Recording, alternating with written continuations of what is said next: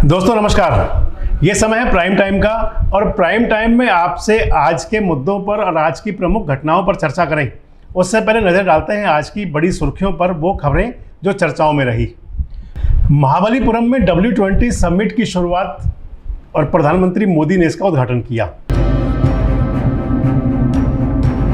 और जो दूसरी बड़ी खबर थी वो ये है कि लोकसभा चुनाव से पहले कांग्रेस वर्किंग कमेटी में बड़े बदलाव आपको देखने को मिल सकते हैं। सोनिया गांधी और राहुल गांधी के विदेश यात्रा से वापस आते ही नए नामों का ऐलान होगा और संभावना जताई जा रही है कि प्रियंका गांधी वाड्रा को इसमें नई जिम्मेदारी मिल सकती है। तीसरी खबर थी, आपने देखी भी होगी, कई खबरियां चैनलों में चली कि मनी लॉन्ड्रिंग के मामले में कस्टडी में जब लिए गए तमिलनाडु के बिजली मंत्री वी सेंथिल बालाजी, तो वो फूट फूट कर रोने लगे। इस सब को खड़गे ने बदले की कार्रवाई बताया है।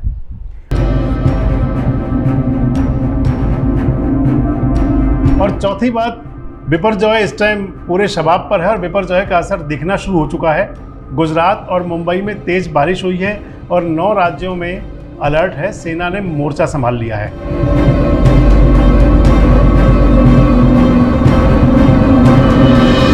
और एक और जो प्रमुख खबर थी वो थी कि इंडियन नौसेना की ताकत फिर से बढ़ी है। तीसरा एंटी सबमरीन वारफेयर कॉर्वेट अजदीप को लॉन्च किया गया है।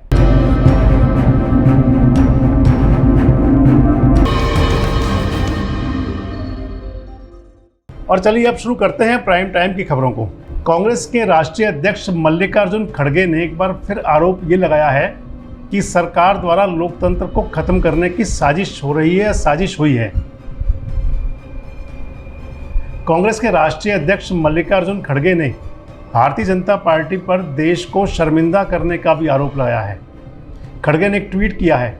दरअसल भारत के बढ़ते हुए तापमान में ट्विटर के पूर्व मुख्य कार्यकारी CEO जैक डोर्सी के दावे ने भारत की सियासी गर्मी को बढ़ा दिया है और एक बार फिर से ट्विटर और भारत सरकार के बीच वार शुरू हो गया है। जैक डोर्सी ने दावा किया है कि किसान आंदोलन के वक्त भारत में सोशल मीडिया मंच को दबाव बनाए जाने और बंद किए जाने की धमकियों का उन्हें सामना करना पड़ा था। जाहिर सी बात है कि डोर्सी के बयान के बाद राजनीति गरमानी थी सो गरमाई भी, और अब भारतीय जनता पार्टी और कांग्रेस के नेता इस सब को लेकर आमने सामने हैं। हालांकि डोर्सी के बयान पर केंद्रीय मंत्री राजीव चंद्रशेखर ने इसको झूठा करार दिया है। IT राज्य मंत्री राजीव चंद्रशेखर कहते हैं कि जनवरी 2021 में तमाम प्रदर्शनों के दौरान तमाम प्रकार के दुष्प्रचार किए गए, नरसंहार की फर्जी खबरें भी ट्वीट की गई। सरकार के लिए उस वक्त के हालात को देखते हुए ट्विटर जैसे मंच से ऐसी गलत सूचनाओं को हटाना जरूरी था। मंत्री जी कहते हैं कि हालात और बिगड़ने की आशंका थी, इसलिए वो डोर्सी के दावों को खारिज करते हुए कहते हैं कि डोर्सी बार बार भारतीय कानून का उल्लंघन कर रहा था। हालांकि कांग्रेस पार्टी ने डोर्सी के दावों को लेकर सरकार पर निशाना साधा है। और जो मैं आपसे जिक्र किया कि मल्लिकार्जुन खड़गे साहब का, तो मल्लिकार्जुन खड़गे ने कहा है कि सरकार ने किसान आंदोलन को कुचलने की हर मुमकिन कोशिश की थी। खड़गे साहब कहते हैं कि कटीले तार, सीमेंट की दीवारें और रोड पर कीलें बिछाकर किसानों का रास्ता रोका गया था और 750 किसानों की इस सारे आंदोलन में जान चली गई थी। सरकार ने इन लोगों को मुआवजा तक नहीं दिया, ये कहते हैं खड़गे। और खड़गे इसके साथ साथ ये भी कहते हैं कि किसान इतनी बड़ी संख्या में मारे गए लेकिन संसद में 1 मिनट का शोक तक भी नहीं रखा गया। अब केंद्र सरकार पर जब उन्होंने निशाना साधा तो सामने आए केंद्रीय सूचना और प्रसारण मंत्री अनुराग ठाकुर, और अनुराग ठाकुर ने डोर्सी के झूठ को सफ़ेद झूठ कहा। और इसके साथ ही अनुराग ठाकुर ने कहा कि जब भी दुनिया के सबसे बड़े लोकतंत्र यानी कि भारत के अंदर चुनाव आते हैं तो विदेशी ताकतें जाग जाती हैं। इसके साथ साथ भाजपा के वरिष्ठ नेता और पूर्व केंद्रीय मंत्री रविशंकर प्रसाद ने भी कहा कि ट्विटर को कभी कोई धमकी नहीं दी गई। और पार्टी के प्रवक्ता संबित पात्रा यानी कि जो भाजपा के प्रवक्ता हैं, उन्होंने आरोप लगाया और कहा कि ट्विटर ने कानून का उल्लंघन किया था। भारतीय जनता पार्टी की IT सेल के प्रभारी हैं अमित मालवीय, वो भी कहते हैं कि ट्विटर ने 2020 और 2022 के बीच कानूनों का उल्लंघन किया था। आपको हम बता दें कि भारत सरकार और ट्विटर के बीच विवाद की शुरुआत वर्ष 2021 में हुई थी और उस समय हुई जब सरकार की तरफ से नए IT नियमों का ऐलान किया गया था। उस दौरान किसान आंदोलन चल रहा था। सरकार की गाइडलाइन के मुताबिक सोशल मीडिया कंपनियों को ये कहा गया था कि 3 महीने के अंदर ही उनको सरकार के जो नए नियम हैं उनको मानना होगा, और ट्विटर ने इन नियमों को अभिव्यक्ति की आज़ादी के खिलाफ बताया था। और उसके बाद सरकार और ट्विटर के बीच कई बार टकराव देखने को मिला और ज़ुबानी जंग भी हुई। ट्विटर के पूर्व सीईओ जैक डोर्सी के दावे में कितनी सच्चाई है यह तो कहना मुश्किल है, लेकिन इससे पहले भी ट्विटर ने अपनी वेबसाइट पर जम्मू कश्मीर को अलग देश बता दिया था। हालांकि विवाद बढ़ने के बाद सरकार ने जब इस पर आपत्ति जताई थी, जिसके बाद ट्विटर ने अपनी गलती को सुधारा था और उसके बाद भारत के तत्कालीन उपराष्ट्रपति वेंकैया नायडू और राष्ट्रीय स्वयंसेवक संघ के प्रमुख मोहन भागवत के ट्विटर अकाउंट से ब्लू टिक को हटा दिया गया था। वर्ष 2021 में तो ट्विटर ने राहुल गांधी के अकाउंट को भी निलंबित कर दिया था। ट्विटर वार का अंजाम क्या होगा ये तो आने वाला समय बताएगा, लेकिन आजकल युवराज अपनी राजनीति को चमकाने के लिए नए नए हथकंडे अपना रहे हैं। हम बात कर रहे हैं राहुल गांधी की। दरअसल भारत में ट्रक की यात्रा करने के बाद राहुल जी ने अमेरिका में भी ट्रक की सवारी की और राहुल गांधी ने वहां के भारतीय मूल के ट्रक ड्राइवर की ज़िंदगी के बारे में जाना। राहुल ने ट्रक के सफ़र का वीडियो अपने ट्विटर हैंडल पर शेयर किया है। पिछले महीने राहुल गांधी ने दिल्ली से चंडीगढ़ तक की ट्रक यात्रा की थी और उस दौरान उन्होंने भारत के ट्रक ड्राइवरों की ज़िंदगी और उनकी समस्याओं के बारे में जाना था। आजकल वे अमेरिका की यात्रा पर हैं और वहाँ भी राहुल गांधी ने अमेरिकी ट्रक ड्राइवरों से यही सवाल किया कि कितना कमा लेते हो। भारतीय मूल के ट्रक ड्राइवर तलजिंदर सिंह गिल ने राहुल गांधी को बताया कि वे हर महीने $10,000 यानी कि भारतीय मुद्रा की बात की जाए तो करीब 8 लाख रुपए प्रति महीने कमा लेते हैं। इसके अलावा राहुल गांधी ने ट्रक ड्राइवरों से अमेरिका में उनकी सुरक्षा और ड्राइवरों के आराम की बात को भी जाना। ट्रक डिज़ाइन के बारे में भी बातचीत की और राहुल गांधी ने यह भी जानने की कोशिश की कि जहां भारत में ट्रक ड्राइवर मामूली मजदूरी से अपना गुजारा भत्ता करता है, तो वहीं अमेरिका में ट्रक ड्राइवर अच्छा पैसा कमाने के साथ ही सम्मान भी पाता है। राहुल गांधी ने कहा कि भारत में ट्रक उद्योग के लिए एक नई योजना बनाने के लिए हम अमेरिकी ट्रक उद्योग से बहुत कुछ सीख सकते हैं।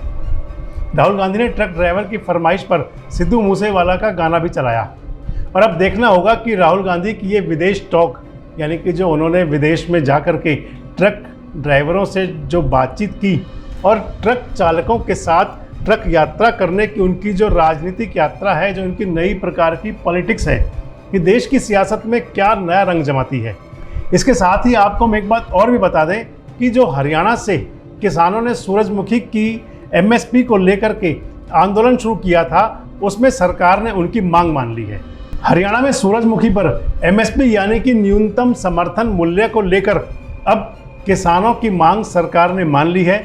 जिला प्रशासन से बातचीत के बाद किसानों ने भी अपना धरना खत्म कर दिया है। भारतीय किसान यूनियन के नेता राकेश टिकैत ने इस मौके पर यह कहा कि हमने 1 सप्ताह तक संघर्ष किया और इसके लिए चाहे वो शासन प्रशासन के लोग थे या किसान थे, उनके सहयोग से सरकार ने उनकी मांग को मान लिया है। सरकार ने यह भी कहा है कि जेल में जो किसान नेता बंद हैं, यानी कि चढ़ूनी सहित जो किसान नेता 14 दिन की न्यायिक हिरासत में हैं, उन सबको छोड़ने पर सहमति बन गई है। आपको ये भी बता दें कि हरियाणा सरकार ने ऐलान किया था कि सूरजमुखी को भावांतर योजना के तहत खरीदा जाएगा। मुख्यमंत्री मनोहर लाल ने एक प्रेस नोट जारी करके और एक प्रेस मीट में कहा था कि मार्केट रेट पर खरीदने में जो नुकसान किसान को होगा, यानी कि MSP में और जो रेट उनको किसान को बाजार में मिल रहा है, उनके बीच का जो नुकसान होगा उसकी भरपाई सरकार करेगी। लेकिन किसान MSP पर खरीद की मांग कर रहे हैं और सरकार और किसानों के बीच बातचीत हुई, लेकिन वो विफल रही।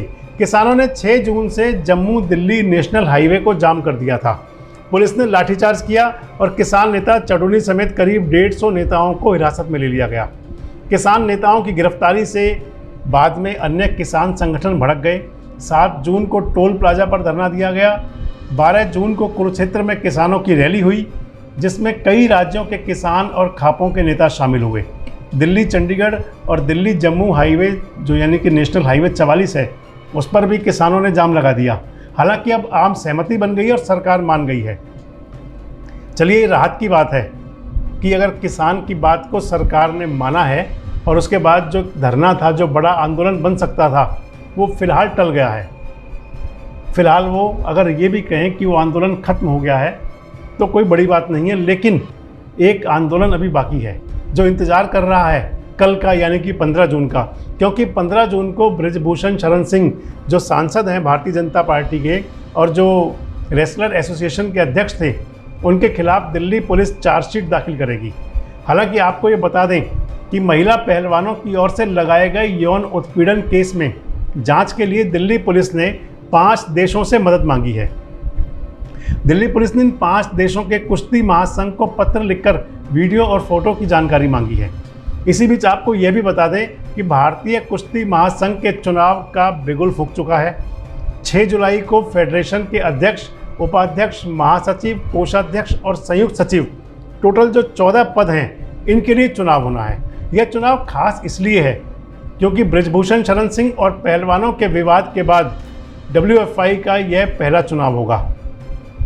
और अगर सूत्रों की माने तो निवर्तमान अध्यक्ष बृजभूषण शरण सिंह के परिवार के सदस्य पात्रता के बावजूद भी महासंघ का कोई चुनाव नहीं लड़ेंगे। गौरतलब है कि धरने पर बैठे पहलवान खिलाड़ियों ने केंद्रीय मंत्री अनुराग ठाकुर से मांग भी की थी और बृजभूषण शरण सिंह से जुड़ा हुआ कोई भी व्यक्ति, जो खेल मंत्री से उनकी मांग थी कि बृजभूषण से जुड़ा हुआ कोई भी व्यक्ति इस चुनाव में शामिल नहीं होगा और फेडरेशन के चुनाव भी जल्द से जल्द करवाए जाएं। तो मान लिया जाए कि दोनों बातें तो मान ली गई हैं। इसके साथ साथ आपको यह भी बता दें कि फरवरी 2019 में तीसरी बार भारतीय कुश्ती महासंघ के अध्यक्ष के तौर पर बृजभूषण शरण सिंह को निर्विरोध चुना गया था। इसके अलावा कार्यकारिणी समिति के सभी पदाधिकारी और सदस्य भी निर्विरोध निर्वाचित हुए थे।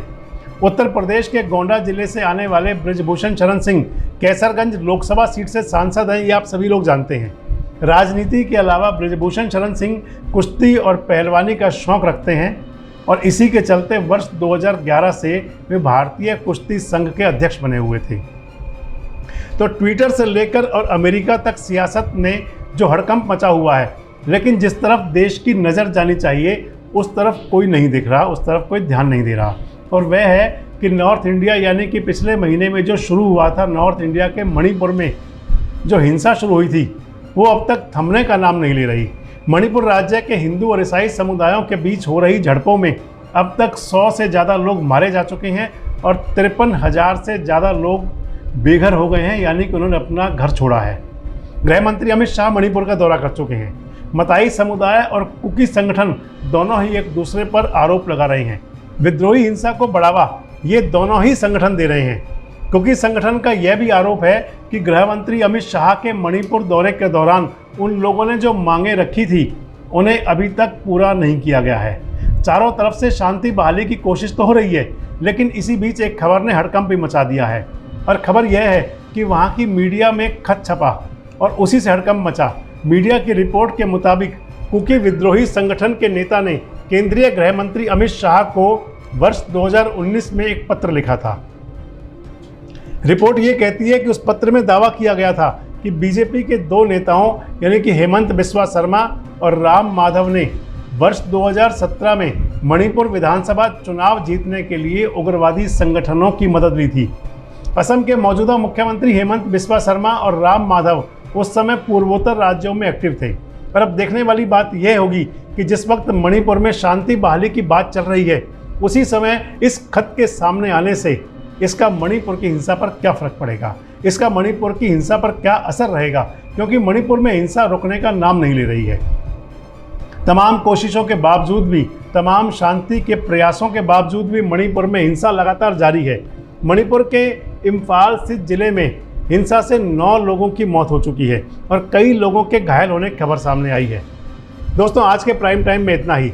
आपसे हमने कई महत्वपूर्ण मुद्दों पर बात की। कल आपसे फिर मुलाकात होगी और जानेंगे कि ट्विटर और ट्रक की ये सियासत क्या नए रंग लेकर आती है। और इस दौरान आप अपना बहुत ध्यान रखें, हमारे साथ जुड़े रहें, देखते रहें देश रोजाना।